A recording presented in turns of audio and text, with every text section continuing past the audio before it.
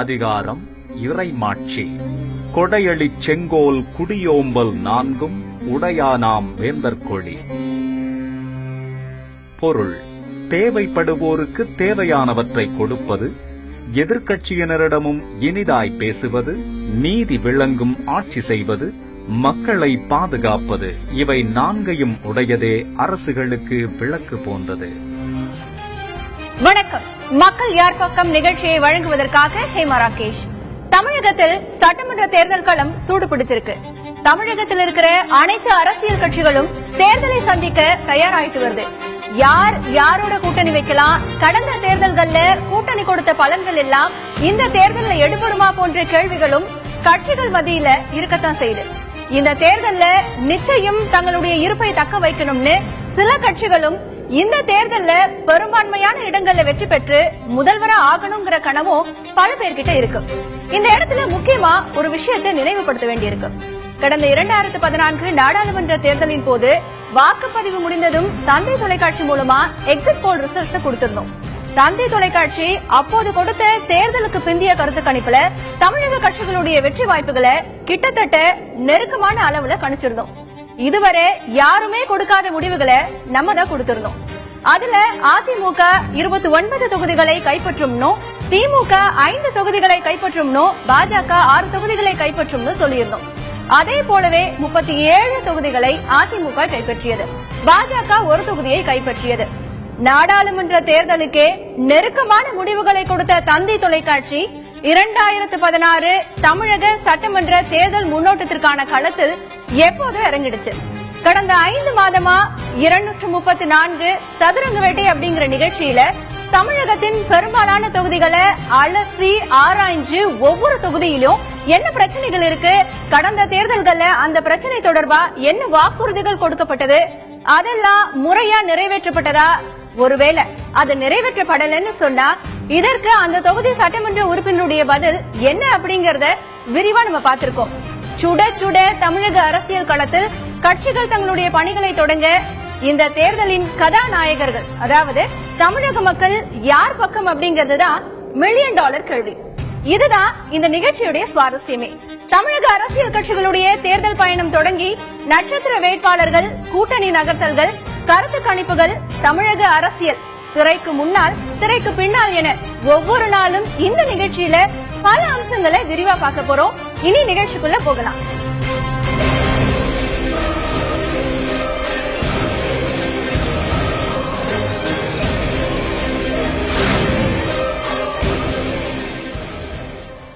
தமிழக சட்டப்பேரவைக்கு ஏப்ரல் இறுதியில அல்லது மே முதல் வாரத்துல தேர்தல் நடைபெற இருக்கிற நிலையில இந்த ஆண்டோட முதலாவது சட்டப்பேரவை கூட்டத்தொடர் வரும் 20ஆம் தேதி கூட இருக்கு.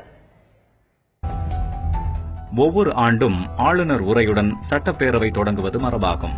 அந்த வகையில் இந்த ஆண்டுக்கான முதலாவது கூட்டத்தொடர் வருகிற 20ஆம் தேதி புதன்கிழமை காலை 10:30 மணிக்கு கூடும் என்று சட்டப்பேரவை செயலாளர் ஜமாலுதீன் அதிகாரப்பூர்வமாக அறிவித்துள்ளார். இந்த ஆண்டு தமிழக சட்டப்பேரவைக்கு தேர்தல் நடைபெற உள்ளதால் ஆளுநர் உரையில் சில முக்கிய அறிவிப்புகள் இடம்பெறக்கூடும் என்று எதிர்பார்க்கப்படுகிறது. மேலும் 4½ ஆண்டுகால அதிமுக ஆட்சியின் சாதனைகள் துறைவாரியாக பட்டியலிடப்படும் என்றும் தெரிகிறது. இந்த கூட்டத்தொடர் எத்தனை நாட்கள் நடைபெறும் என்பது குறித்து அன்றைய தினம், அதாவது 20ஆம் தேதி நடைபெறும் அலுவல் ஆய்வுக்குழு கூட்டத்தில் முடிவு செய்யப்படும். ஆளுநர் உரை மீதான விவாதத்தோடு சேர்த்து குறுகிய கால கூட்டத்தொடராக இந்த தொடரை நடத்தக்கூடும் என அரசியல் வட்டாரத்தில் பேசப்படுகிறது. அதற்கு பிறகு பிப்ரவரி முதல் வாரத்தில் சட்டப்பேரவை மீண்டும் கூடி 2016-17ஆம் ஆண்டுக்கான இடைக்கால பட்ஜெட் தாக்கல் செய்யப்படக்கூடும் என்று எதிர்பார்க்கப்படுகிறது. தேர்தலுக்கு முந்தைய கூட்டத்தொடர் என்பதால் எதிர்க்கட்சிகள் இந்த கூட்டத்தொடரில் பல்வேறு பிரச்சனைகள் குறித்து எழுப்பும் என்பதால் தமிழக சட்டப்பேரவையில் அரசியல் புயல் வீசும் என்பதில் ஐயமில்லை. ஒருபுறம் அரசியல் கட்சிகள் தேர்தலை சந்திக்க மும்முரமா தயாராகிட்டு வர நிலையில தேர்தல் பணிகள்ல தேர்தல் ஆணையமும் முழு வீச்சில் ஈடுபட்டிருக்கு. தலைமை தேர்தல் அதிகாரி ராஜேஷ் லகானி தலைமையில மாவட்ட ஆட்சியர்கள் மற்றும் காவல்துறை அதிகாரிகள் பங்கேற்கும் தேர்தல் தொடர்பான பயிற்சி கூட்டம் 4 மண்டலங்களா நடக்க இருக்கு. ஒவ்வொரு மண்டலத்திலும் 8 மாவட்ட ஆட்சியர்கள் மற்றும் காவல்துறை அதிகாரிகள் பங்கேற்கின்றனர். முதல் கட்டமா நாளை கோவையிலும், 19ஆம் தேதி மதுரையிலும், 20ஆம் தேதி திருச்சியிலும், 28ஆம் தேதி சென்னையிலும் இந்த பயிற்சி கூட்டங்கள் நடைபெற இருக்கு. இதனிடையே வரும் சட்டமன்ற தேர்தலின் போது பிளாஸ்டிக் கொடி மற்றும் பேனர்கள் பயன்படுத்துவதற்கு தடை விதிக்க தேர்தல் ஆணையத்திற்கு உத்தரவிட வேண்டும் சொல்லி சென்னை உயர்நீதிமன்றத்தில் பொதுநல வழக்கு ஒன்று தொடரப்பட்டிருக்கு. இது தொடர்பா மார்ச் 1ஆம் தேதிக்குள் மாசு கட்டுப்பாட்டு வாரியம் மற்றும் தலைமை தேர்தல் அதிகாரி பதிலளிக்க வேண்டும்னு நீதிபதிகள் உத்தரவிட்டிருக்காங்க. பொதுவா மார்கழி மாசம்னா குளிரும்னு சொல்வாங்க. ஆனா தமிழக அரசியல்வாதிகள் மேடையில பேசுற பேச்சுக்கள் அப்படியே அனல் பறக்க வைக்குது. அப்படி யார் யார் எங்கெங்க என்னென்ன பேசினாங்க அப்படிங்கறத இப்ப பார்க்கலாம். யாராக இருந்தாலும் நீங்கள் முகநூலில் பதிவு செய்வதற்கு கைது செய்வதற்கு நிச்சயம் கட்டாயம் இல்லை என்பதும் அது தடுக்கப்பட வேண்டும் என்பதும் உச்சநீதிமன்றத்திலே வந்த தீர்ப்பு. நேரடியாக எங்களது மூத்த நிர்வாகி சிவபிரகாசம் தாக்கப்பட்டார். அவரை தாக்கியவர்கள் இன்று வரை கைது செய்யப்படவில்லை. ஆக முகத்துக்கு முகம் தாக்கப்பட்டவர்கள் கைது செய்யப்படவில்லை. முகநூலில் தாக்கியவரை கைது செய்திருக்கிறார்கள். ஆக முகத்துக்கு முகம் தாக்கப்பட்டவர்கள் கைது செய்யப்படவில்லை. முகநூலில் தாக்கியவரை கைது செய்திருக்கிறார்கள். இந்த பாராபட்சம் ஏன் என்று கேட்கிறோம். அது மட்டுமல்ல, இங்கே பல பேர் எங்களை பற்றியும் மற்றவர்களை பற்றியும் மிக மோசமாக முகநூலில் பதிவு செய்கிறார்கள்.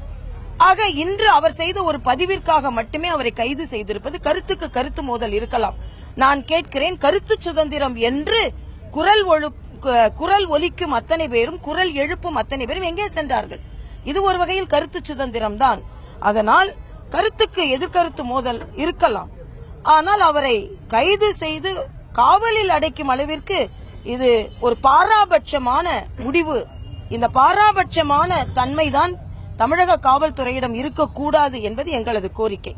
எங்களது நிர்வாகிகள் நேரடியாக தாக்கப்பட்ட பொழுதும் கொலை செய்யப்பட்ட பொழுதும் கூட அவர்கள் எதிர்த்தாக்குதல் நடத்தியவர்கள் இன்று வரை கைது செய்யப்படவில்லை என்பதை அடிகோலிட்டு நான் காண்பிக்கிறேன். வரக்கூடிய 26ஆம் தேதி மதுரையில மக்கள கூட்டணியுடைய மகத்தான கூட்டம் நடைபெற இருக்கிறது. சிபிஎம் பொதுச்செயலாளர் சீதாராமன் கலந்துகிறாரு. சிபிஐ பொதுச்செயலாளர் சுதாகர் ரெட்டி கலந்துகிறாரு. அது இல்லாம மறுமலர்ச்சி திராவிட முன்னேற்ற கழகம், இந்திய கம்யூனிஸ்ட் கட்சி, மார்க்சிஸ்ட் கம்யூனிஸ்ட், விடுதலை சிறுத்தை தலைவர்கள் கலந்துக்கிறாங்க. அந்த கூட்டத்தில் இந்த நாங்க வச்சிருக்கிற குறைந்தபட்ச செயல் திட்டத்தையும் விளக்குவோம். தொடர்ந்து மாநில முழுவதும் பிரச்சாரத்தை நாங்கள் செய்வோம். இந்த நாங்க வச்சிருக்கிற குறைந்தபட்ச செயல் திட்டத்தையும் விளக்குவோம். தொடர்ந்து மாநில முழுவதும் பிரச்சாரத்தை நாங்கள் செய்வோம். என்னை பொறுத்தவரை திட்டங்கள் மாற்றங்கள் என்றால் கல்வி நான் உங்களுக்கு இலவசமா கொடுப்பேன், சேவை இலவசமா கொடுப்பேன். தமிழ்நாட்டில் யாரு படிச்சாலும் கல்வி இலவசம், சுகாதாரம், தரமான சுகாதாரம் இலவசமாக கொடுப்பேன். படித்த பிள்ளைங்க எல்லாத்துக்கும் வேலை வாய்ப்பை உருவாக்குவேன். விவசாயிகள் மகிழ்ச்சியாக இருப்பார்கள். தொழில் வளத்தை நான் பெறுகிறேன். இதுதான் என்னை பொறுத்தவரை திட்டங்கள் மாற்றங்கள். தமிழ்நாட்டில் மீத்தேன் எரிவாயு திட்டமோ அல்லது ஷேல் கேஸ் திட்டமோ நிச்சயமா வராது. அதை வர விட மாட்டோம். இது உறுதி உறுதி உறுதி. இது எந்த எல்லைக்கு வேணா நாங்க போவோம். தமிழ்நாட்டில் மீத்தேன் எரிவாயு திட்டமோ அல்லது ஷேல் கேஸ் திட்டமோ நிச்சயமா வராது. அதை வர விட மாட்டோம். இது உறுதி உறுதி உறுதி. இது எந்த எல்லைக்கு வேணா நாங்க போவோம். எங்களை பத்தி உங்களுக்கு தெரியும், ஐயா பத்தி உங்களுக்கு தெரியும். எந்த எல்லைக்கு கூட நாங்க போவோம். இந்த திட்டம் இந்த பகுதியில நிச்சயமா வராது. நாங்க என்னமே தலித்துக்கு எதிரானவர்கள் கிடையாது. தலித்து பேர் வச்சுட்டு ஏமாத்துற அமைப்புகளை எதிர்க்கிறோம். அது எல்லாத்துக்கும் தெரியும். சட்ட பஞ்சாயத்து பண்ணிக்கிட்டு வன்முறை செஞ்சுக்கிட்டு தூண்டி விட்டு இளைஞர்களை தூண்டி விட்டுக்கிட்டு அராஜகம் பண்ணுகின்ற அமைப்புகளை எதிர்க்கின்றோம். அவ்வளவுதான். தமிழ்நாட்டிலே அதிமுகவை தவிர அத்துணை கட்சிகளும் சேர்ந்து நாங்களும் மதுவை ஒழிப்போம் என்று முடிவெடுத்திருக்கிறதே, இது அல்லவா மாற்றம்? இதுதானே மாற்றம். இந்த மாற்றத்தை கொண்டு வந்தது யார்? ஐயாவும் பாட்டாளி மக்கள் கட்சியும் தான். நினைச்சு பாருங்க. மதுவை கொண்டு வந்த கட்சியே இன்னைக்கு மது வேண்டாம் வேண்டாம்னு சொல்லுகின்ற நிலைமை தான். இதுதான் மாற்றம். திமுக மதுவை கொண்டு வந்த திமுகவே இன்னைக்கு மதுவை ஒழிக்க வேண்டும் என்று முடிவெடுத்திருக்கிறது. இன்னைக்கு ஸ்டாலின் சொல்றாரு, காப்பி அடிக்கிறாரு, எல்லாத்தையும் காப்பி அடிச்சிட்டு இருக்காரு. அது ஏன்னா அவர் சொந்தமா எதுவும் தெரியாது. நம்ம என்ன சொல்றோமோ அதை திருப்பி சொல்லிட்டு இருக்காரு. அந்த ஈ அடிச்சாங்க காப்பி அந்த காலத்துல பேசிட்டு இருக்கோம். ஈ அடிச்சாங்க காப்பி, அதுதான் நடக்குது. மதுவை ஒழிப்போம் என்று நாம சொல்லிட்டு வரோம். திடீர்னு ஸ்டாலின் நாங்களும் மதுவை ஒழிப்போம். நான் சொல்றேன் முதல் நாள் முதல் கையெழுத்து நான் சொல்றேன் ஸ்டாலின் அப்படி நாங்களும் முதல் நாள் முதல் கையெழுத்து மதுரை லோக் ஆயுக்தா சட்டத்தை நாங்கள் கொண்டு வருவோம் என்று நான் சொல்றேன். ஸ்டாலினும் அது ஏதோ லோக் ஆயுக்தா இருக்காம அதுவும் நாங்கள் கொண்டு வந்துருவோம்.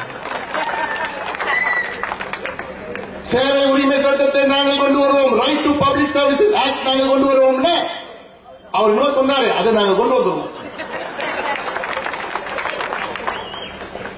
ஒவ்வொரு மாவட்டத்தில் ஒரு அரசு மருத்துவக் கல்லூரியை நாங்கள் தொடங்குவோம் நான் சொல்றேன். அவரும் சொல்றாரு நாமளும் ஒவ்வொரு மாவட்டத்தில் ஒரு மருத்துவக் கல்லூரி தொடங்குவோம். இவ்வளவு காலம் என்ன பண்ணீங்க? 50 வருஷம் குப்பை போட்டீங்களே, தொடங்க வேண்டியதானே? மாற்றம் முன்னேற்றம் அன்புமணின்னு நம்ம சொல்றோம். ஸ்டாலினும் சொல்ல போறார் மாற்றம் முன்னேற்றம் அன்புமணின்னு அவரும் சொல்ல போறார். கூட்டணி பத்தி இது வரைக்கும் யோசிக்கல, கூட்டணி பத்தி இது வரைக்கும் பேசல. இதுக்கான முடிவு மேலிடத்திலிருந்து அன்னை சோனியா காந்தி அவர்களும் இளம் தலைவர் ராகுல் காந்தி அவர்களும் மற்ற சீனியர் லீடர்ஸ் கலந்து ஆலோசிச்சு பேச வேண்டிய ஒரு சூழ்நிலை. அவங்க எப்போ முடிவு பண்றாங்களோ, தேர்தலுக்கான வேலைகள் நாங்க ஆரம்பிச்சிருக்கோம். ஊரா கிராம போய் ஒவ்வொரு மாவட்டங்களும் போய் மக்கள் சந்திச்சு அவங்க கிட்ட பேசிட்டு இருக்கோம். பட் கூட்டணி பத்தி இது வரைக்கும் எந்த தகவல் இல்லை. தேர்தலுக்கான வேலைகள் நாங்க ஆரம்பிச்சிருக்கோம். ஊரா கிராம போய் ஒவ்வொரு மாவட்டங்களும் போய் மக்கள் சந்திச்சு அவங்க கிட்ட பேசிட்டு இருக்கோம். பட் கூட்டணி பத்தி இது வரைக்கும் எந்த தகவல் இல்லை.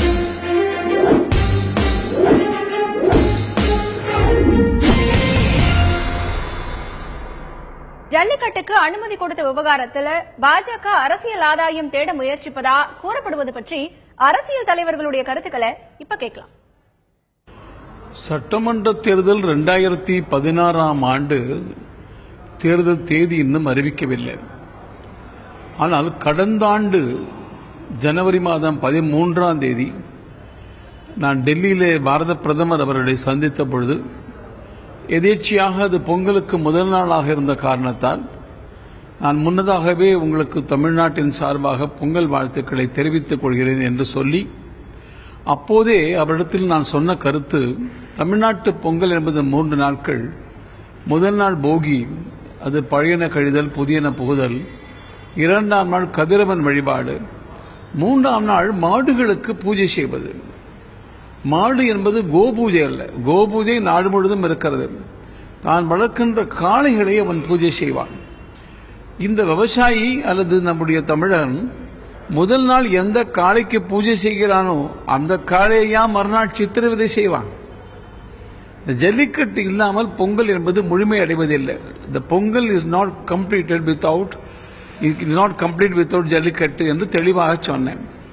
பாரத பிரதமர் புரிந்திருந்தார். இது ஓராண்டுக்கு முன்பாக அப்போதே இந்த விவாதம் நடைபெற்று ஆட்சியில் இருப்பவர்கள் பாரதிய ஜனதா கட்சி குறிப்பாக ஜாவ்டேகர் அவர்களும் கூட ஜல்லிக்கட்டு நீக்க வேண்டும் என்று சொன்னார்கள். அப்போதெல்லாம் தேர்தலுக்கான சூழ்நிலையே இல்லை. அதனால ஆட்சியில் இருப்பவர்கள் எப்போதுமே எதையுமே தேர்தலை மனதிலே வைத்து செய்வதில்லை.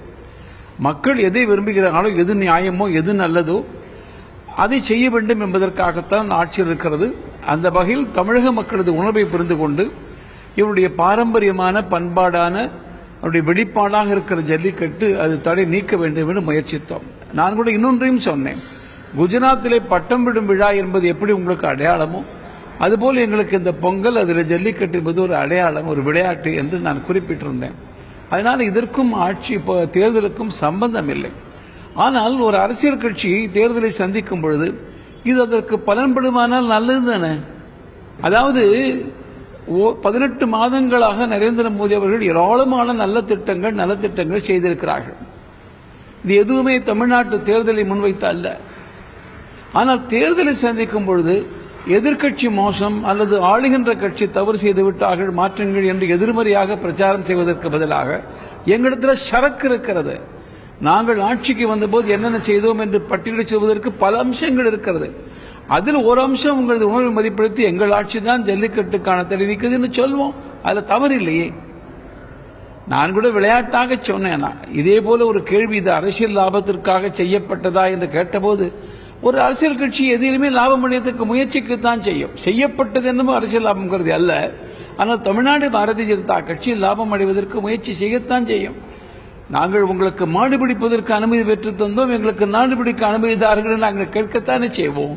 இந்த ஆண்டு தடை நீடிக்கப்படுமையானால் தடையை மக்கள் மீறுவார்கள். மக்களே தடையை மீறினா அப்புறம் நீதிமன்றமோ அரசாங்கமோ எதுவும் பண்ணிட முடியாது. இந்த சூழலில் ஒரு தவிர்க்க முடியாத ஒரு சூழலில் இந்த தடை நீக்கப்பட்டிருக்கிறது. மொத்த தடை நீக்கப்பட்டது என்பது வரவேற்கத்தக்கது. ரொம்ப மகிழ்ச்சியை தெரிவித்துக் கொள்றோம். திரும்ப சொல்றோம், ரொம்ப மகிழ்ச்சி, வரவேற்கத்தக்கது. அதே நேரத்தில் இதை ஒரு அரசியல் ஆதாயத்திற்கு பயன்படுத்துவது என்கிற முறையில் யார் முயற்சித்தாலும் நிச்சயமாக தோற்று போவார்கள். ஏன்னா இந்த அறிவிப்பு வருவதற்கு முன்னாலேயே இந்த அறிவிப்பு வரப்போகிறது என்று பத்திரிகையாளர்களை அழைத்து வைத்து சொல்லுகிறார்கள். அறிவிப்பு வருவதற்கு முன்னதாக அறிவிப்பு வரப்போகிறது, இன்னும் சில நொடிகளில் வரப்போகிறது என்றெல்லாம் கூட பத்திரிகை அழைத்து செய்தார்கள். அறிவிப்பு வந்தால் அரை மணி ஒரு மணி நேரத்திற்குள்ளாகவே மாலை பத்திரிகையில் விளம்பரம் வருகிறது. இந்த சாதனையை செய்த சாதனையாளர் என்று பெயர் குறிப்பிட்டு விளம்பரம் வருகிறது. அப்படியானால் இது ஒரு நோக்கம், ஒரு இந்த தேர்தலுக்கு இந்த தடையை நீக்கியது மூலமாக பயன்படுத்தி வாக்குகளை பெற்றுவிடலாம் என்கிற ஒரு நம்பிக்கையில் அவர்கள் இந்த காரியத்தில் சிலர் ஈடுபடுகிறார்கள். தமிழ்நாட்டு மக்கள் ஏமாளிகள் அல்ல, எப்பொழுதும் ஏமாந்தர்களும் அல்ல. இது போன்ற பிரச்சாரத்தையெல்லாம் நம்பி வாக்களிக்க மாட்டார்கள். தடை நீடித்திருக்குமையானால் தடையை மீறி மக்கள் இந்த வீர விளையாட்டை நடத்தி இருப்பார்கள். அப்பொழுது அரசாங்கம் எதுவும் செய்துவிட முடியாது என்பது இதுதான் யதார்த்தமான உண்மை. பாரம்பரியமான வீர விளையாட்டு என்பது ஜல்லிக்கட்டு. அந்த அடிப்படையில் இன்னைக்கு நேரத்தில் இல்லை, பாரம்பரியம் நடக்காகவே அதை அப்படி சொல்லக்கூடாது. அது அனுமதி அளித்தது என்பது நல்ல விஷயம். அதையே அடுத்து நடப்பு பாராளுமன்ற கூட்டத்தில் சட்டமாக்கணும்னு வற்புறுத்துறோம். உச்சநீதிமன்ற தீர்ப்பையும் மீறி மத்திய அரசு ஜல்லிக்கட்டு நடத்துவதற்கு அனுமதி அளித்திருப்பது மகிழ்ச்சி அளிக்கிறது. பாரதிய ஜனதா கட்சி தேர்தல் ஆதாயம் கருதி இந்த நடவடிக்கையை மேற்கொண்டிருக்கிறது என்கிற விமர்சனம் மேலோங்கியுள்ளது. பாரதிய ஜனதாவுக்கு இதனால் பெரிய ஆதாயம் கிடைக்கும் என்று நான் நம்பவில்லை. ஒருவேளை அந்த உள்நோக்கத்தோடு அவர்கள் செய்திருந்தாலும் தமிழர்களின் எதிர்பார்ப்பு நிறைவேறி இருக்கிறது என்கிற வகையில் நான் ஆறுதல் அடைகிறேன். அதற்காக பாரதிய ஜனதா கட்சி தலைவர்களை, குறிப்பாக அமைச்சர் பொன் ராதாகிருஷ்ணன் அவர்களை நான் நெஞ்சார பாராட்டுகிறேன். அரசியல் தலைவர்கள் அல்லது அரசியல் கட்சிகள் தேர்தலில் ஆதாயம் கருதி வேலை செய்வதென்பது இயல்பான ஒன்றுதான். தேர்தல் ஆதாயம் தேவையில்லை என்று ஒருவர் எந்த வேலையும் செய்துவிட முடியாது. எனவே பாரதிய ஜனதா கட்சி அரசியல் ஆதாயம் என்கிற உள்நோக்கத்தோடு இந்த வேலையை செய்திருந்தாலும் இது தமிழ் மக்களின் பாரம்பரிய வீர விளையாட்டை பாதுகாக்கிற, பண்பாட்டு உரிமையை பாதுகாக்கிற ஒரு நடவடிக்கை என்கிற வகையில் விடுதலை சிறுத்தைகள் இந்த விமர்சனத்தை ஏற்றுக்கொள்ளவில்லை. ஜல்லிக்கட்டுக்கு அனுமதி அளிக்கப்பட்டிருக்கக்கூடிய விவகாரம் மாடுபிடி வீரர்களுக்கு மகிழ்ச்சியை அளித்தாலும் சமூகத்தில் இருவேறு கருத்துக்களை உருவாக்கியிருக்கிறது. அரசியல் உள்நோக்கத்தோடு அனுமதி வழங்கப்பட்டுள்ளதாக ஒரு சாரரும், பாரம்பரியத்தை மீட்டெடுக்கும் நோக்கிலேயே அனுமதி வழங்கப்பட்டது என மறுசாரரும் கூறியுள்ளனர். இது தொடர்பாக பொதுமக்களுடைய கருத்து என்னவாக இருக்கிறது பார்க்கலாம். போன வருஷம் ஜல்லிக்கட்டு காலையை தடை பண்ணாங்க. கிட்டத்தட்ட ஒரு வருஷ காலமா ஆகி போச்சு. இது வரைக்கும் இந்த அரசாங்கம் என்ன பண்ணிச்சு? இப்ப இந்த எலெக்ஷன் வருது இன்னும் கூடிய சீக்கிரத்துல. அதுக்காக பிஜேபி அரசு இந்த ஜல்லிக்கட்டு காலையை அனுமதிச்சிருக்காங்க. வேற என்ன சொல்றது? இது ஃபுல்லா அரசியல் உள்நோக்கம் தான். நான் பாக்குறது எப்படின்னா அரசியலுக்காக இது பண்ண மாதிரி தெரியல. ஏன்னா காங்கிரஸ் ஆட்சியில் இருக்கும்போது சுப்ரீம் கோர்ட் அதை தடை வச்சப்போ அவங்க எந்த ஸ்டெப்பும் எடுக்கல. இப்போ பிஜேபி கவர்மெண்ட் அதுக்கு ஒரு ஸ்டெப் ரொம்ப கஷ்டப்பட்டு எடுத்திருக்காங்க. நம்மளுக்காக மட்டும் ஸ்பெஷலா கெசட்ல எல்லாம் கூட சேஞ்ச் பண்ணியிருக்காங்க. இது சட்டமன்ற தேர்தலில் பேஸ் பண்ணி பண்ண மாதிரி நான் நினைக்கல.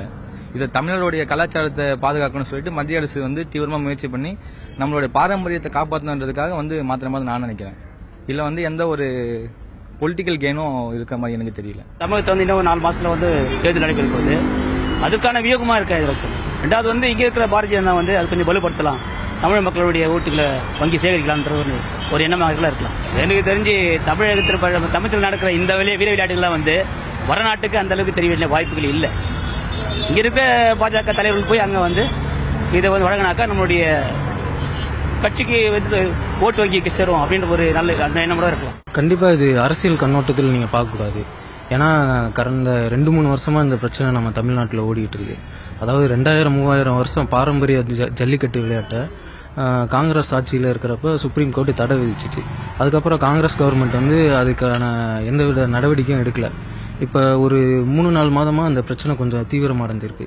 இதுக்கு நம்ம தமிழ் தமிழ் மாநில எம்பியான பொன் ராதாகிருஷ்ணன் அவர் வந்து கொஞ்சம் எக்ஸ்ட்ரா ஸ்டெப் எடுத்து சென்ட்ரல் கவர்மெண்ட் இது மாதிரி பேசி இப்போ அதை தடையை நீக்கியிருக்காங்கன்னா அது ஒரு பெரிய விஷயம். நம்ம அரசியல் கண்ணோட்டத்தில் இதை பார்க்க முடியாது. கண்டிப்பாக ஒரு தமிழரோட உணர்வை புரிஞ்சுக்கிட்டு நம்ம மத்திய அரசாங்கம் பண்ணதான் நான் என்னோட கருத்து. அரசியல் என்றாலே அடுத்து என்ன அப்படிங்கிறது யாரும் யூகிக்க முடியாத ஒன்று.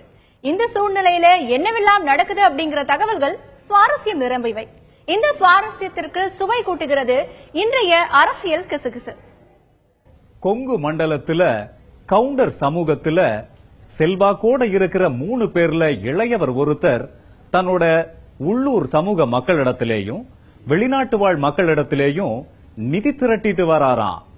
வருகிற சட்டப்பேரவை தேர்தல்ல இலை கட்சியோட கூட்டணி வச்சு எம்எல்ஏக்கள் சீட்டை அல்றதுக்காக இந்த ஏற்பாடாம்.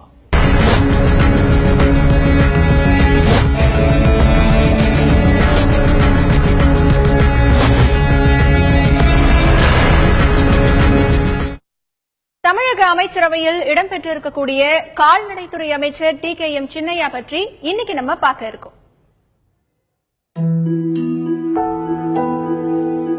தாம்பரத்தை பூர்வீகமாக கொண்ட TKM சின்னையா BA பட்டதாரி. சிறுவயதிலிருந்தே தீவிர அதிமுக தொண்டரான சின்னையா கடந்த 1986 மற்றும் 2006 உள்ளாட்சி தேர்தல்களில் போட்டியிட்டு தாம்பரம் நகராட்சி கவுன்சிலர் பதவியை பெற்றார். 1996 தாம்பரம் நகராட்சி தலைவர் பதவிக்கு போட்டியிட்டு தோல்வியடைந்தார். 2011 சட்டமன்ற தேர்தலில் தாம்பரம் தொகுதியில் அதிமுக வேட்பாளராக களம் கண்ட TKM சின்னையா தன்னை எதிர்த்து போட்டியிட்ட திமுகவின் ராஜாவை 13,984 வாக்குகள் வித்தியாசத்தில் வீழ்த்தினார். குடிநீர் பிரச்சனையை தீர்க்க நடவடிக்கை இல்லை, சாலை வசதிகள் இல்லை அப்படின்னு குற்றம் சாட்டும் தாம்பரம் தொகுதி மக்கள் தேர்தல் நேர வாக்குறுதி என்ன ஆனது அப்படிங்கிற கேள்வியையும் முன்வைக்கிறாங்க. தண்ணி இத்தனை வருஷமா வந்துருந்துங்க, தண்ணியே வரல. கேன் தண்ணி வாங்கி எங்களால முடியல. ஒரு நாளைக்கு ஒரு கேன் 2 கேன் வாங்கினா காசு இருக்க மாட்டேது. வருமானத்துக்கு ஏற்ற மாதிரி தான் நாங்க இது பண்ண முடியும். எத்தனை தூரம் நாங்க போறது? தெருவுக்கு 2 குழா இருந்தது, ஒரு குழாயில கூட சுத்தமா தண்ணியே வரல. தண்ணியில நாங்க என்ன பண்றது?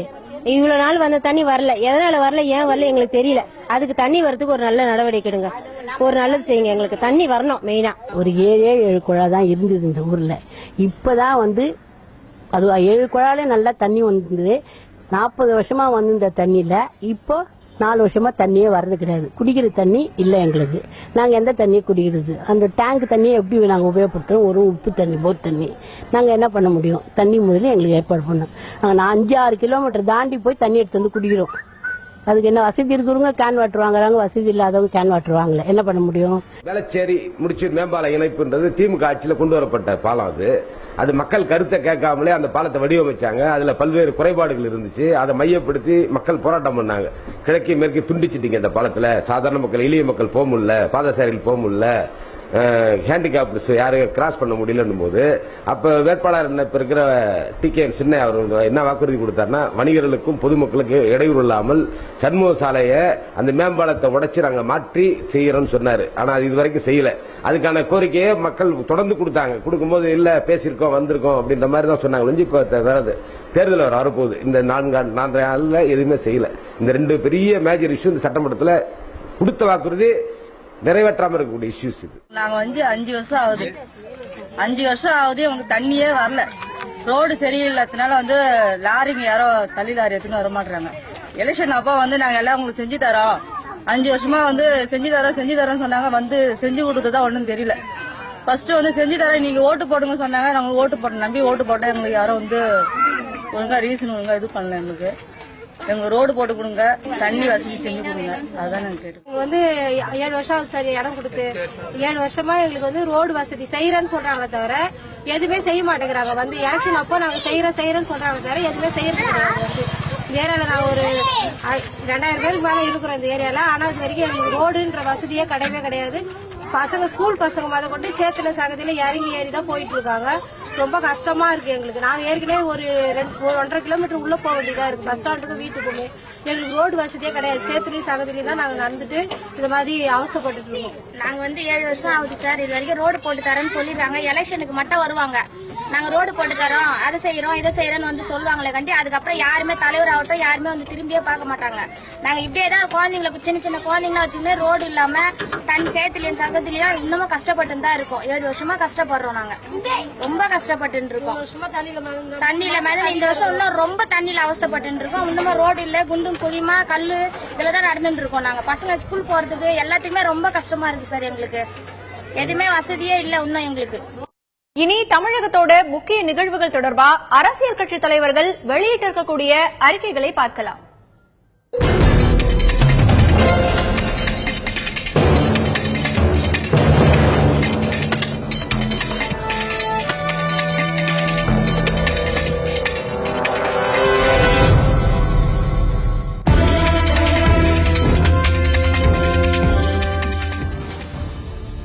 கரும்பு டன் ஒன்றுக்கு மத்திய அரசு நிர்ணயித்துள்ள ஆதாய விலையுடன் 550 ரூபாய் உயர்த்தி 2750 ரூபாய் வழங்கப்படும் என தமிழக முதலமைச்சர் ஜெயலலிதா அறிவித்துள்ளார்.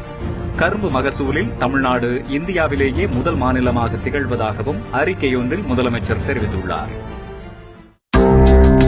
கரும்புக்கான கொள்முதல் விலையை தமிழக அரசு 4000 ரூபாயாக உயர்த்தி வழங்க வேண்டும் என்று பாட்டாளி மக்கள் கட்சி நிறுவனர் டாக்டர் ராமதாஸ் வலியுறுத்தியுள்ளார். கடந்த 5 ஆண்டுகளில் மாநில அரசின் பரிந்துரை விலை 1 பைசா கூட உயர்த்தப்படவில்லை என கூறியுள்ள அவர், கடந்த 2011ஆம் ஆண்டுக்கு முன்பு இருந்ததை விட கொள்முதல் விலை 100 ரூபாய் குறைக்கப்பட்டிருப்பதுதான் உண்மை என்றும் தெரிவித்துள்ளார். கரும்புக்கான கொள்முதல் விலையை டன் ஒன்றுக்கு 3200 ரூபாய்க்கும் கூடுதலாக தமிழக அரசு உயர்த்த வேண்டும் என சமத்துவ மக்கள் கட்சித் தலைவர் சரத்குமார் கேட்டுக் கொண்டுள்ளார். கரும்புக்கான நிலுவைத் தொகை கிடைக்காமல் இருப்பது, இடுபொருட்கள் விலையுயர்வு, வெட்டுக்கூலி உயர்வு, போக்குவரத்து செலவு அதிகரிப்பு என பல்வேறு சிரமங்களுக்கு உள்ளாகி இருக்கும் விவசாயிகளுக்கு தமிழக அரசு கருணையோடு உதவிட வேண்டும் என்றும் தமது அறிக்கையில் அவர் வலியுறுத்தியுள்ளார். தமிழக அரசின் கரும்பு விலை அறிவிப்பு ஏமாற்றம் அளிப்பதாக தமிழ்நாடு கரும்பு விவசாயிகள் சங்கம் தெரிவித்துள்ளது. உற்பத்தி செலவு கடுமையாக உயர்ந்துள்ள சூழலில் 1 டன் கரும்புக்கு மத்திய மாநில அரசுகள் 4000 ரூபாய் விலையை அறிவிக்க வேண்டும் என்றும், ஆலைகள் வழங்க வேண்டிய நிலுவைத் தொகையை உடனடியாக பெற்றுத்தர வேண்டும் எனவும் அறிக்கையில் வலியுறுத்தப்பட்டுள்ளது. இலங்கை சிறையில் வாடும் தமிழக மீனவர்கள் மற்றும் அவர்களது படகுகளை பொங்கல் பண்டிகைக்குள் மீட்க அரசு நடவடிக்கை எடுக்க வேண்டும் என தமிழ் மாநில காங்கிரஸ் கட்சித் தலைவர் ஜி.கே. வாசன் வலியுறுத்தியுள்ளார். பறிமுதல் செய்யப்பட்ட படகுகள் மற்றும் வலைகளை திருப்பிக் கொடுக்க கூடாது என்ற இலங்கை அமைச்சரின் உத்தரவு கண்டிக்கத்தக்கது என்றும் தமது அறிக்கையில் வாசன் குறிப்பிட்டுள்ளார். இன்றைய தமிழக அரசியல் நிகழ்வுகள் குறித்து அரசியல் விமர்சகர் ரவீந்திரன் துரைசாமி அவர்களின் கருத்துக்களை இப்போது பார்க்கலாம்.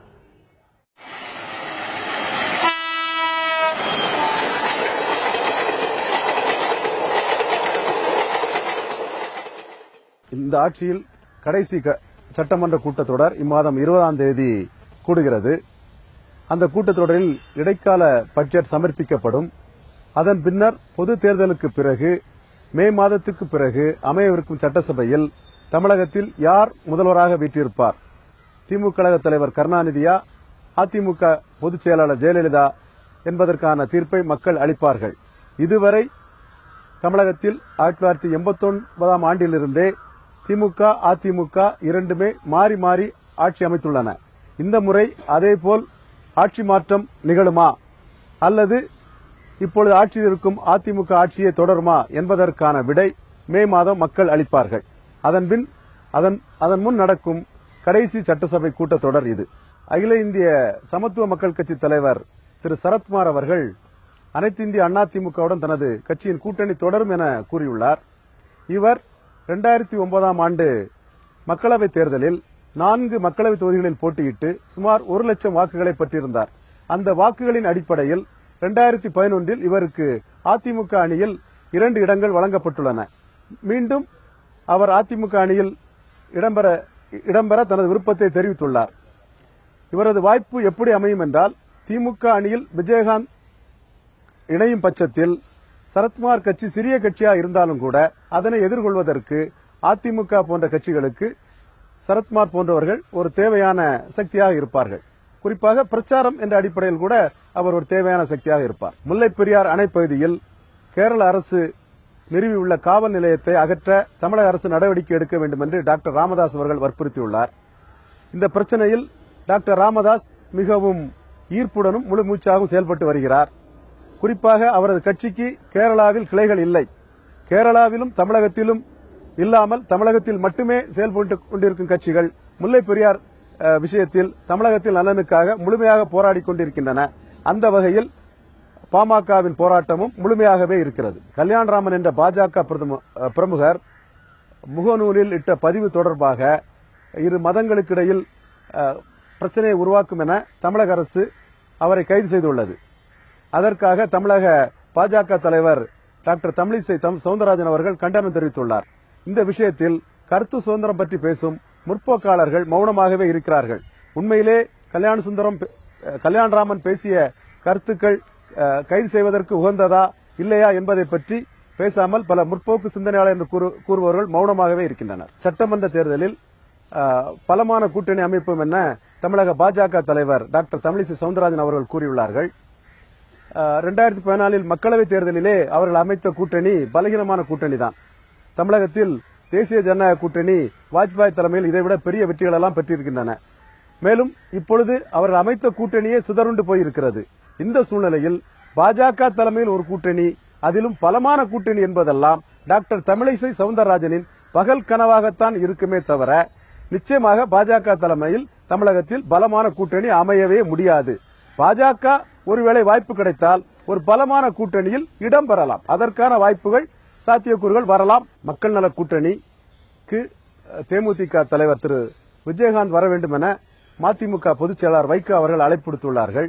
ஏற்கனவே அவர்கள் 4 பேர் சென்று திரு விஜயகாந்த் அவர்களை பார்த்தார்கள். இதுவரை விஜயகாந்த் அதற்கு எந்த சாதகமான பதிலையும் கூறவில்லை. நிச்சயமாக இது விஜயகாந்தின் அரசியல் முக்கியத்துவத்தை அதிகரிப்பதற்கு இது பயன்படும். அத்தகைய பணியை மக்கள் நல கூட்டணியினர் செய்து கொண்டிருக்கின்றனர். திருச்சி மாவட்ட திமுகவில் உட்கட்சி மோதல் நடந்துள்ளது. திருச்சி மாவட்ட திமுகவை பொறுத்தவரையில் KN நகரு மாவட்ட செயலாளர் ஒரு மிகப்பெரிய சக்தியாக திகழ்கின்றார். அவருக்கு எதிரான அணியினருக்கும் அவரது ஆதரவாளர்களுக்கும் சிறு மோதல் நடந்துள்ளது. இந்த மோதல் திமுக போன்ற பெரிய கட்சிகளில் குழு மோதல் தவிர்க்க முடியாதது ஆகிவிடுகிறது. இதில் மாவட்ட செயலாளர்கள் மற்றும் மாநிலங்களவை உறுப்பினர் இருவருக்கும் இடையிலான மோதலாக இருக்கிறது. இதையும் தாண்டி அங்கு சமூக ரீதியாகவும் திருச்சியில் பெரும்பான்மை சமூகங்கள் அங்கு தங்களை நிலைநிறுத்தவும் ஒரு அணியாகவும் செயல்பட்டு வருகின்றனர். திமுக போன்ற பெரிய கட்சிகளில் இதெல்லாம் சகஜமான ஒன்றுதான். ஜல்லிக்கட்டு நடத்துவதற்கு தடை தேடுபவர்கள் தமிழகத்தின் விரோதிகள் என பாஜக தேசிய செயலாளர் H. ராஜா அவர்கள் கூறியுள்ளார்கள். H. ராஜா அவர்களின் இந்த கூற்றுக்கு காரணம் ஜல்லிக்கட்டை நடத்துவதற்கு அனுமதி பெற்றதில் பாஜக மிகப்பெரிய பங்காற்றியுள்ளது. அதில் அவர்கள் நற்பெயரையும் தட்டி சென்றுள்ளனர். இதற்கு களங்கம் வந்துவிடக்கூடாது என்ற எண்ணத்தில் அவர் அதனை குறிப்பிட்டுள்ளார். அது என்ன நிலை ஆகிறது என்பது நாளை நீதிமன்றத்தில் தெரியும். தமிழக அரசியலை பொறுத்தவரைக்கும் ஜல்லிக்கட்டு அரசியல் என்பது இன்றைக்கு மிக முக்கியமாக பார்க்கப்படுகிறது. கிட்டத்தட்ட பல ஆண்டுகளுக்கு பிறகு நீதிமன்றத்தில் நடைபெற்று வந்திருக்கக்கூடிய ஒரு வழக்கில் ஜல்லிக்கட்டிற்கு விதிக்கப்பட்டிருந்த தடை என்பது நீக்கப்பட்டிருப்பது தென் மாவட்ட மக்களிடையே ஒரு மிகப்பெரிய மகிழ்ச்சியை ஏற்படுத்தி இருக்கிறது. ஆனாலும் கூட சில பார்க்கும் பொழுது ஜல்லிக்கட்டு அரசியல் என்பது நடைபெறுவது ஒரு வருந்தத்தக்க விஷயம் என்கின்ற ஒரு விஷயமும் பார்க்கப்படுகிறது. தேர்தல் களத்தை பொறுத்தவரை இனி தினந்தோறும் பல்வேறு விதமான ஒரு அரசியல் நிகழ்வுகளை நாம் பார்க்க இருக்கிறோம். அதே நேரத்தில் இந்த மக்கள் யார் பக்கம் நிகழ்ச்சியை பொறுத்தவரை ஒவ்வொரு நாளும் தமிழகத்தில் நடைபெற்று வந்திருக்கக்கூடிய அரசியல் களம் மற்றும் இன்றைய நாட்களுக்கு அரசியல் கட்சித் தலைவர்கள் என்ன மாதிரியான விஷயங்கள் எல்லாம் விவாதிக்க இருக்கிறார்கள். காரணம் இன்னும் சில மாதங்களில் தேர்தல் நடைபெற இருக்கக்கூடிய ஒரு சூழ்நிலையில் ஒவ்வொரு அசைவும் அனைத்து அரசியல் விமர்சகர் மட்டுமில்லாமல் பொதுமக்களிடையே கூட அரசியல் தலைவர்களானாலும் சரி அரசியல் கட்சிகளானாலும் சரி அவர்களுடைய ஒவ்வொரு அசைவும் கவனிக்கப்பட இருக்கிறது. ஏனென்றால் இந்த மக்கள் யார் பக்கம் நிகழ்ச்சியில் கருத்து கணிப்புகள் பலவும் வர இருக்கின்றன. காரணம் கடந்த நாடாளுமன்ற தேர்தலில் கருத்து கணிப்பு எடுத்த தந்தை தொலைக்காட்சி கிட்டத்தட்ட எந்த கட்சி அதிக அளவிலான இடத்தை பிடிக்கும் என்கின்ற ஒரு கருத்து கணிப்பையும் தெரிவித்திருந்தது. அதே போல இந்த தமிழக அரசியல் களம் 2016 இதை முன்னிட்டும் கருத்து கணிப்புகள் இன்னும் சில வாரங்களில் வர இருக்கின்றன. அதே நேரத்தில் வேட்பாளர்கள் பெயர் அறிவிப்பு செய்த பிறகு அவர்களுடைய முழு விவரம் பற்றியும் எந்தெந்த தொகுதியில் என்னென்ன பிரச்சனைகள் எல்லாம் இருக்கின்றன, கடந்த தேர்தல்களில் என்ன மாதிரியான வாக்குறுதிகள் எல்லாம் கொடுக்கப்பட்டிருந்தன, அவையெல்லாம் இன்றைக்கு நிறைவேற்றப்பட்டிருக்கிறதா, அதே நேரத்தில் இன்றைக்கு இருக்கக்கூடிய ஒரு சூழ்நிலையில் அனைத்து தொகுதி மக்களின் எதிர்பார்ப்புகள் என்பதும் என்னவாக இருக்கிறது போன்றவை குறித்தும் விரிவாக மக்கள் யார் பக்கம் நிகழ்ச்சியில் நாம் பார்க்க இருக்கிறோம். இனி தினந்தோறும் தந்தி தொலைக்காட்சியில் இரவு 9:30 மணிக்கு அன்றன்றைய நாட்களின் தமிழக அரசியல் களம் எப்படி இருக்கிறது என்பது பற்றி விரிவாக நாம் பார்க்க இருக்கிறோம். அதுவரை இணைந்திருங்கள் தந்தி தொலைக்காட்சியில்.